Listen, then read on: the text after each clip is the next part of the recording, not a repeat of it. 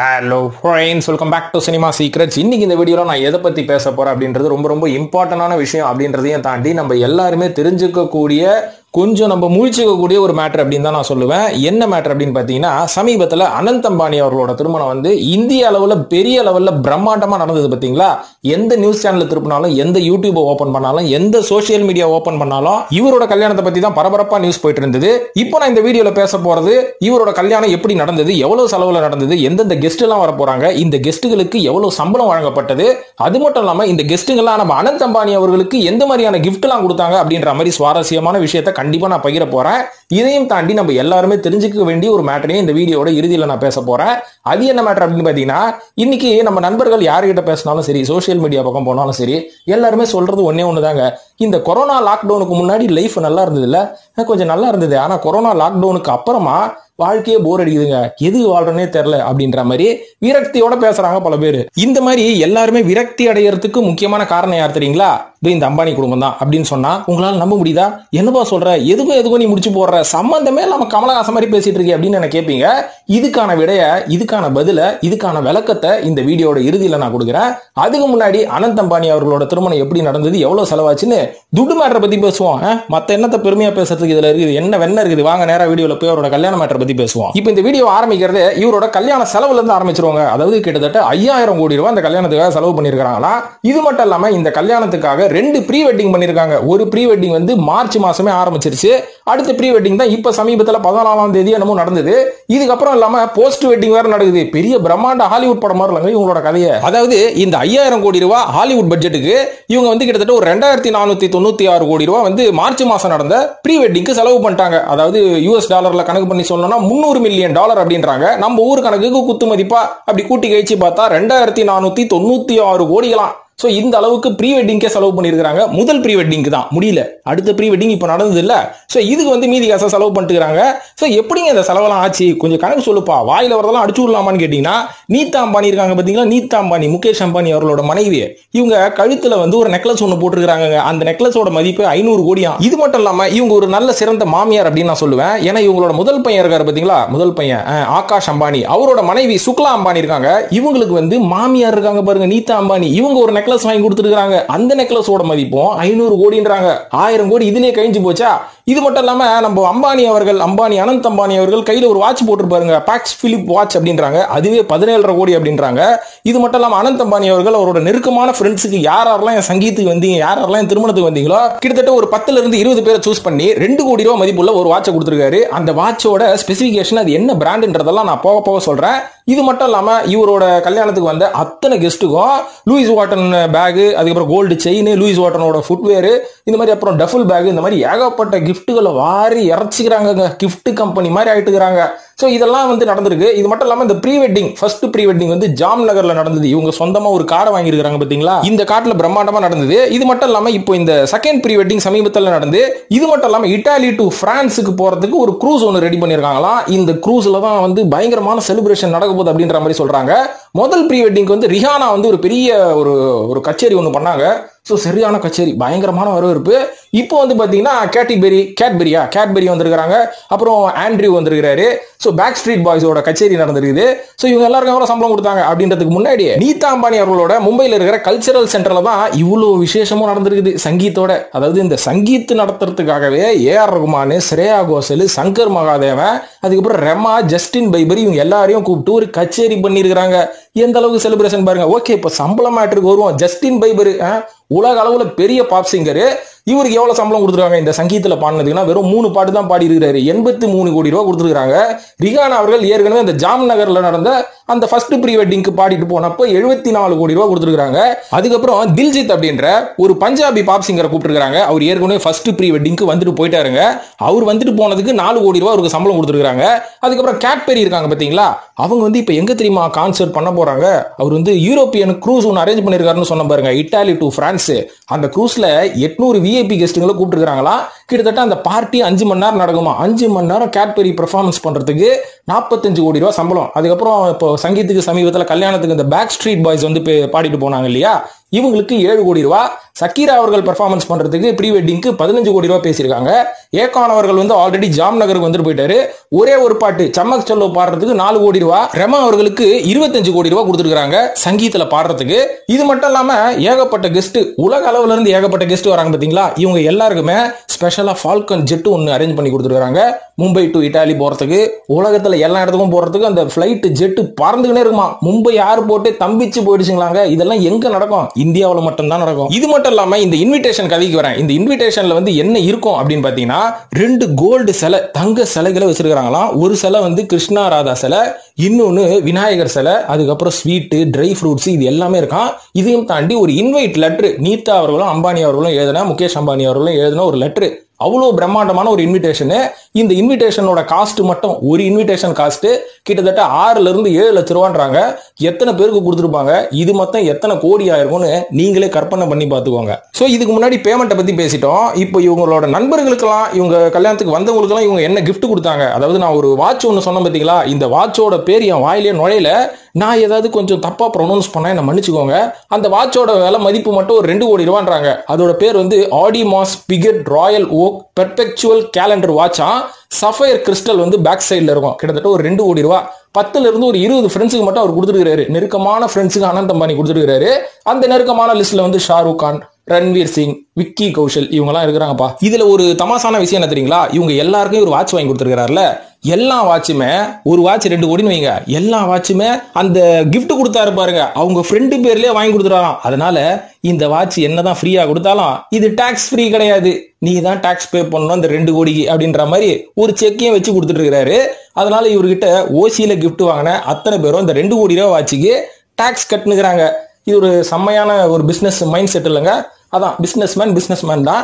அடுத்தது யாரெல்லாம் கெஸ்டா வந்தாங்க அப்படின்றத பத்தி ஒரு சின்னதா ஒரு டீடைல் பார்த்துருவோம். UK prime minister Boris Johnson வந்தாரு. கிம் கைதர்சன் வந்தாங்க. சாம்சங் சிஇஓன ஹான் ஜான் அவர் வந்திருக்கிறாரு. மைக் டைசன் வந்திருக்கிறாரு. டேவிட் பெக்காம், ஜான் சீனா, அதான் வந்து குர்தாலாம் போட்டு டான்ஸ் ஆனாரு. ரஜினி, அமிதாப் சரியான குத்தாட்டம் போட்டிருக்காங்க. ஷாருக் கான், சல்மான் கான், விக்கி கௌஷல், ஐஸ்வர்யா ராய், சஞ்சய் தத், அப்புறம் நிக் ஜோன்ஸ் வந்திருக்காரு பிரியங்கா சோப்ராவோட. அப்புறம் ரன்வீர் சிங், ரன்வீர் கபூர், மோடிஜி வந்து கல்யாணம் நடத்தி கொடுத்துருக்காரு. வேற எங்கேயாவது கூப்பிட்டா போவாரா அப்படின்லாம் கேள்வி கேட்காதீங்க. கூப்பிட்டுருக்காங்க, போயிருக்காருப்பா. ஹையஸ்ட் டாக்ஸ் பேர் கூப்பிட்டா பிரைம் மினிஸ்டர் போய் தானே ஆகணும். அப்புறம் நம்ம சவுத் இந்தியால இருந்து வெங்கடேஷ், ராம் சரண், மகேஷ் பாபு, ராம்தேவ் பாபா, அதுக்கப்புறம் சங்கராச்சாரியார் மொத்தம் கொண்டு போயிருக்காரு. ஸ்போர்ட்ஸ்மேன்னா எம்எஸ் தோனி, சச்சின் டெண்டுல்கர், சானியா மிர்சா, அதுக்கப்புறம் குத்துச்சண்டை வீராங்கனை மேரி காம் இவங்க போயிருக்காங்க. அதுக்கப்புறம் ஆந்திரா முதலமைச்சரான சந்திரபாபு நாயுடு போயிருக்காரு. பவன் கல்யாண் அவர்கள் போயிருக்காரு. கிரேட் காலி, நயன்தாரா, சூர்யா, அட்லின்னு சவுத் இந்தியால இருந்து அத்தனை பேரும் போயிருக்காங்க. ஆனா இன்விடேஷன் இவங்களுக்கு மட்டும் தான் கொடுக்கப்பட்டதான்னு பாத்தீங்கன்னா இல்லவே இல்லை. இன்விடேஷன் எல்லாருக்குமே, யாரெல்லாம் விஐபி இந்தியா ஃபுல்லா இருக்கிறீங்களோ எல்லாருக்கும் கொடுக்கப்பட்டது. ஆனா ஒரு சில பேர் அரசியல் காரணமாக வரல. ஏப்பா, நான் தமிழ்நாட்டை பிடிக்கணும் நோக்கத்துல இருக்கிறேன், உங்க கல்யாணத்துக்கு வந்து நான் ரஜினி மாதிரி குத்தாட்டம் போட்டா என் மதிப்பு என்ன வருது? அப்புறம் நானும் உங்க கட்சி தான்ற மாதிரி ஆயிடுது இல்ல. அதனால நான் வரமாட்டேன், நான் உங்க கல்யாணத்தை அவாய்ட் பண்ணிட்டு தமிழ்நாட்டை மொத்தைய ஆட்டைய போட போறேன் அப்படின்ற மாதிரிலாம் ஒரு சில பேர் வராம இருக்கிறாங்க. ஓகே, ரைட்டு, அதெல்லாம் அவங்களோட அரசியல் சாணக்கியத்தனம் அப்படின்னு தான் நான் சொல்லுவேன். சரிங்க, இதை விட அடுத்தது இன்ட்ரெஸ்டிங்கான விஷயங்கள் என்ன பேசலாம் அப்படின்னு பாத்தீங்கன்னா, அதாவது அம்பானி அவர்கள் கிட்ட, ஏன்பா இவ்வளவு காஸ்ட்லியா ஒரு திருமணம் தேவையா? 5000 கோடி ரூபாய்க்கு கல்யாணம் பண்றிய, உனக்கு அறிவுக்குதா அப்படின்ற மாதிரி இன்டைரக்டா கேட்டதுக்கு ஒரு அசர வைக்கிற அளவுக்கு ஒரு பதில் சொல்லியிருக்காரு. என்னன்னா, இந்தியாவை பொறுத்த வரைக்கும் இந்திய மக்கள் திருமணத்துக்கு செலவு பண்றதோட நான் ரொம்ப கம்மியா தான் பண்ணிக்கிறேன் அப்படின்னுகிறாரு. என்னப்பா ஒன்னும் புரியலையே, விளங்கவே இல்லை, தெளிவா சொல்லு அப்படின்னதுக்கு, அதாவது அவர் ஒரு ஸ்டாட்டிஸ்டிக்ஸ் எடுத்திருக்கிறாரு. என்னன்னா, இந்தியாவை பொறுத்த வரைக்கும் இங்க சராசரியா இருக்கிற மக்கள், ஒரு குடும்பம் அவங்களோட ஆண்டு வருமானத்துல இருந்து 10ல இருந்து 15% திருமணத்துக்காக செலவு பண்றாங்க, அவங்களோட நெட்வொர்க்ல இருந்து வச்சுக்கோங்களேன். ஆனா என் நெட்வொர்க்ல இருந்து வெறும் 0.5% தான் நான் செலவு பண்ணிக்கிறேன். அட ஆமால, கரெக்ட் தான். உங்ககிட்ட கிட்டத்தட்ட கூட்டி கழிச்சு பார்த்தா ஒரு 10 லட்சம் கோடி இருக்கு. அதுல இருந்து 0.5னா நீ 5000 கோடி தான் செலவு பண்ணிருக்கிற. கரெக்ட் தான்ப்பா. எங்க கிட்ட வந்து ஆண்டு வருமானமே 10 லட்ச ரூபா இருந்தாலும் அந்த 10 லட்சத்தையே நாங்க செலவு பண்ணிடுறோம், நெட்வொர்க்கே கிடையாது. ஸோ எங்களோட கம்பேர் பண்ணா உன் சொத்துக்கு நீ வந்து செலவு பண்ணுறது ஓகே தான் அப்படின்ற மாதிரி கொஞ்சம் யோசிக்க தோணுது. ஸோ அனந்த் அம்பானி அவர்களோட சொத்து மட்டும் எவ்வளவு தெரியுங்களா? கிட்டத்தட்ட ஒரு 3 லட்சம் கோடியாம். 10 லட்சம் கோடியில அனந்த் அம்பானியோட சொத்து மட்டும் 3 லட்சம் கோடி. ஸோ எந்த அளவுக்கு வாழ்றாங்க பாருங்க. இது மட்டும் இல்லாமல் அடுத்ததான் நான் என்ன சொல்ல போறேன்னா, இந்த கல்யாணத்தை நடத்திய வெட்டிங் பிளானர்னு ஒருத்தவங்க இருப்பாங்க பார்த்தீங்களா, அவங்க பேர் வந்து கரிஷ்மா அப்படின்றாங்க. அவங்க வந்து லண்டன் பேஸ்டு ஒரு இந்தியன் லக்ஸரி வெட்டிங் பண்ற ஒரு லண்டன் பேஸ்டு கம்பெனி வச்சுன்னு இருக்கிறாங்க. இவங்க மினிமமே சார்ஜ் பண்றது எவ்வளவுன்னு பாத்தீங்கன்னா 1 கோடி. அதாவது 1 கோடி ரூபாய் மதிப்புள்ள கல்யாணத்துக்கு இவங்க வேலை செய்யறதுன்னு கிடையாது. நீ எவ்வளவு லட்சத்துல எவ்வளவு கோடியில வேணாலும் பண்ணிக்கோ, ஆனா நான் வாங்குற மினிமம் பேமெண்ட் 1 கோடி அப்படின்ற மாதிரி சொல்றாங்களா. அனந்த் அம்பானியோட வெட்டிங் வந்து 5000 கோடிக்கு பண்ணிருக்காங்க. அப்ப இவங்க எவ்வளவு சார்ஜ் பண்ணிருப்பாங்க யோசிச்சு பாருங்க. இன்டர்நேஷனல் லீடர் கனடியன் பிஎம் வந்திருக்காருங்க, ஸ்டீஃபன் ஹாஃபர் வந்திருக்காரு. ஸ்வீடிஷ் பிஎம் கால் பில்லட் வந்திருக்காரு. அதுக்கப்புறம் பிசினஸ் மேனான HSBC சேர்மன் மார்க் டக்கர் வந்திருக்காரு. அடோப் சிஇஓ வந்திருக்காரு சாந்தனு நாராயணன். சரி, இந்த கெஸ்ட் எல்லாம் கிடக்குறாங்க, விடுங்க. என்னங்க வந்த கல்யாணத்துல வந்தவங்களுக்கு கெஸ்ட்டுக்கு என்ன கிஃப்ட்? சாத்துக்குடி பை கொடுத்தாங்களா, தேங்காய் கொடுத்தாங்களா, இல்ல வெத்தலை பாக்கு கொடுத்தாங்களா, என்ன கொடுத்தாங்கன்னு கேட்டீங்கன்னா வேற லெவலு லூயிஸ் வால்டன் பேக்னு சொன்னேன். அதுக்கப்புறம் வேற என்னங்க, நிறைய கஸ்டமைஸ்டு கிஃப்ட் கொடுத்துருக்காங்க. அதாவது இவங்க வந்து இந்த விஷுவலி சேலஞ்சு பர்சன்லாம் இருக்காங்க பாத்தீங்களா, விஷுவலி சேலஞ்சு பர்சனே வந்து நிறைய ஆர்டிஸ்ட் நிறைய பேர் இருக்காங்க இந்தியா ஃபுல்லா. அவங்கள வச்சு அவங்களால செய்யப்பட்ட கேண்டில்ஸ் வந்து இவங்க மொத்தமா வாங்கி வந்து கெஸ்ட்டுக்கெல்லாம் கிஃப்டா கொடுத்துருக்காங்க. அதுக்கப்புறம் வேண்டாரா அப்படின்ற ஒரு பிராண்ட்ல இருந்து பேக் கொடுத்துருக்காங்க. இது வந்து கஸ்டமைஸ்டு பேக்குங்க. இது வந்து எந்த பிராண்ட் அப்படின்றதோட பாம்பேல இருக்கிற ரொம்ப பெரிய பெரிய ஆர்டிஸ்டுங்கெல்லாம் செய்யக்கூடிய ஒரு கஸ்டமைஸ்டு பேக்ஸ். இந்த பேக்ஸ் எல்லாம் வந்து இவங்களே செஞ்சு வர கெஸ்ட்டுக்கெல்லாம் கொடுத்துருக்காங்க. இது மட்டும் இல்லாம ஏகப்பட்ட பிராண்டட் செயின்ஸ் கொடுத்துருக்காங்க, கோல்டு செயின் கொடுத்துருக்காங்க, செருப்பு. இந்த மாதிரி வர கெஸ்ட் எல்லாரையுமே வெறுங்கையோட அனுப்பாம மூட்டை மூட்டையா கிஃப்ட் கொடுத்து அனுப்பியிருக்காங்க. இதெல்லாம் ரைட்டு பா. எனக்கு ஒரு சின்ன டவுட், சரி இவங்க இவ்வளவு செலவு பண்ணிருக்காங்கன்றிய, இவங்களுக்கு எவ்வளவு மொய் வச்சிருக்காங்க அப்படின்ற மாதிரி ஒரு டவுட் இருக்கும்ல. இதெல்லாம் நான் அடுத்த வீடியோல சொல்லட்டுமா நண்பர்களே? ஏகப்பட்ட பேர் மொய் வச்சிருக்காங்க. ஜான்சினா எவ்வளவு மொய் வச்சிருக்காரு தெரியுமா? இதெல்லாம் அடுத்த வீடியோல பார்ப்போம். அதுக்கு முன்னாடி ஒரு விஷயத்த சொல்றேன்னு நான் சொன்னேன்ல வீடியோட இறுதிக்கு வந்தாச்சு.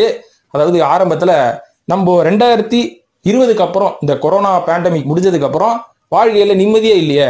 நம்மளோட நிம்மதி போனதுக்கு முக்கியமான காரணம் இந்த குடும்பம் தாயா அப்படின்னு நான் சொன்னேன்ல. அது எப்படின்னு பாத்தீங்கன்னா, அதாவது நம்மளோட வாழ்க்கை பிஃபோர் 2020 ஆஃப்டர் 2020 பார்ப்போம். பிஃபோர் 2020 நம்ம என்ன பண்ணிட்டு இருந்தோம்? நம்ம பாட்டுக்கு பிசிக்கலா இறங்கி எல்லா வேலையும் செய்வோம். அதுக்கப்புறம் வெளில போய் பிசினஸ் பண்ணோம்னா பிசிக்கலா பண்ணுவோம். நண்பர்களை பார்க்கணும், ஓரளவுக்கு பிசிக்கலா பார்ப்போம். கொஞ்சம் நிறைய ஃபோன் பண்ணுவோம். ஆனா இந்த பேண்டமிக் முடிஞ்ச கையோட ஜியோன்னு ஒரு கம்பெனி, ஒரு நெட்வொர்க் கம்பெனியை ஓபன் பண்ணாரு முகேஷ் அம்பானி. ஓபன் பண்ணப்போ அவர் கொடுத்த முதல் அதிரடி ஆஃபர் என்னன்னு பாத்தீங்கன்னா, internet unlimited, sim card free. முடிஞ்சு போச்சா கதை? எல்லாரும் கியூ கட்டி நின்னானுங்க. கிட்டத்தட்ட இந்தியாவில் இருக்கிற அத்தனை பேரும் ஜியோ சிம் வாங்கிட்டானுங்கன்னு சொல்லலாம். வாங்கிட்டு அன்லிமிட்டெட் இன்டர்நெட்டுங்க.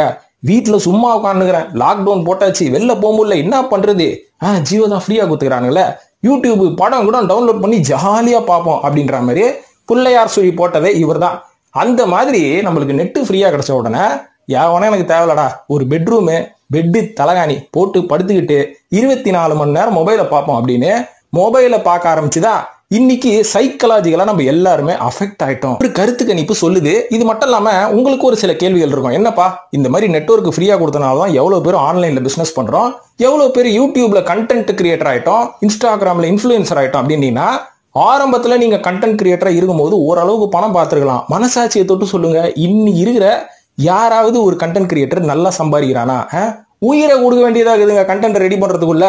என்னதான் நெட் ஃப்ரீயா கொடுத்தாலும் அதுக்கு ஏத்த உழைப்பை நம்ம போட்டாலும் நம்மளுக்கு ரிட்டர்ன்ஸ் கிடைக்கிறது இல்லை. அப்பனா எவனோ ஒருத்தன் நம்மள குனியை வச்சு குதிரை ஏறுனுகிறான். ஸோ இந்த மாதிரி இவ்வளவு பெரிய ஜியோ நெட்வொர்க் வந்ததுக்கு அப்புறமா தான் முகேஷ் அம்பானி அவர்களோட நெட்வொர்க் வேற லெவல்ல போயிடுச்சு அப்படின்ற மாதிரி சொல்றாங்க. எதனாலன்னு பாத்தீங்கன்னா, முகேஷ் அம்பானி அவர்கள் அனந்த் அம்பானி அவர்களோட திருமணம் பண்றதுக்கு முன்னாடி அவரோட மூத்த பையனான ஆகாஷ் அம்பானியோட திருமணத்தை கூட இவ்வளவு பிரம்மாண்டமா அவர் பண்ணவே இல்லை. இந்த திருமணம் பண்றதுக்கு கூட ஒரு மிகப்பெரிய பிசினஸ் ஐடியா ஒன்று இருக்கு அப்படின்ற மாதிரி சொல்றாங்க. ஏன்னா இந்த திருமணத்துல நம்ம வந்து ஃபோக்கஸ் பண்றது ஏகப்பட்ட செலிபிரிட்டிகளை தான். ஆனா இந்த கல்யாணத்துக்கு எவ்வளவு பிசினஸ் மேன் வந்தாங்க அப்படின்ற ஒரு லிஸ்ட் சொன்ன பாத்தீங்களா? இவங்க எல்லாரோடையும் இந்த திருமணத்தின் வாயிலாக இவர் வந்து நிறைய கொலாபரேஷன் வச்சுக்கிறார் அப்படின்ற மாதிரி ஒரு நியூஸ் ஒன்று போயிட்டு இருக்குது. இது மட்டும் இல்லாம சமீபத்துல கடந்த ஒரு வாரத்துல முகேஷ் அம்பானி அவர்களோட ரிலையன்ஸ் இண்டஸ்ட்ரியோட ஷேர்ஸ் வந்து வேற லெவல், கிட்டத்தட்ட ஒரு 10% இன்க்ரீஸ் ஆயிடுச்சு அப்படின்ற மாதிரியும் சொல்லப்படுது. அந்த கம்பெனில ஷேர் வாங்குறவங்க எல்லாருமே இன்னைக்கு லாபம். சோ இவரோட நெட்வொர்க்கும் ஏறிடுச்சு அப்படின்றாங்க.